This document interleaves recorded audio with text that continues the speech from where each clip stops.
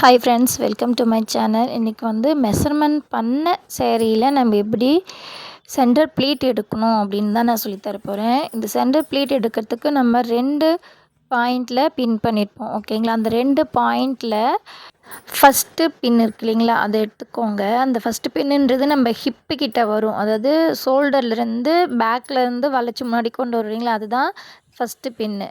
அந்த பின்னிலேருந்து நான் எடுக்கிற மாதிரி சின்ன சின்னதாக எடுத்துக்கோங்க.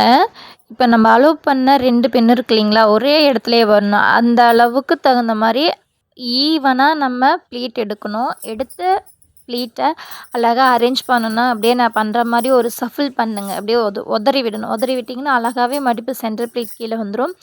நான் அயனிங் டேபிள் பயன்படுத்தாமல் தான் நான் சென்டர் ப்ளீட் எடுத்திருக்கேன். ஓகேங்களா? நான் சென்டர் ப்ளீட் எடுத்தது இப்படி தான் எடுத்திருக்கேன். பாருங்கள், அழகாக வந்திருக்கு. என்னோடய சேனல் பிடிச்சிருந்தால் லைக் பண்ணுங்கள், கமெண்ட் பண்ணுங்கள், மறக்காமல் சப்ஸ்கிரைப் பண்ணிவிடுங்க.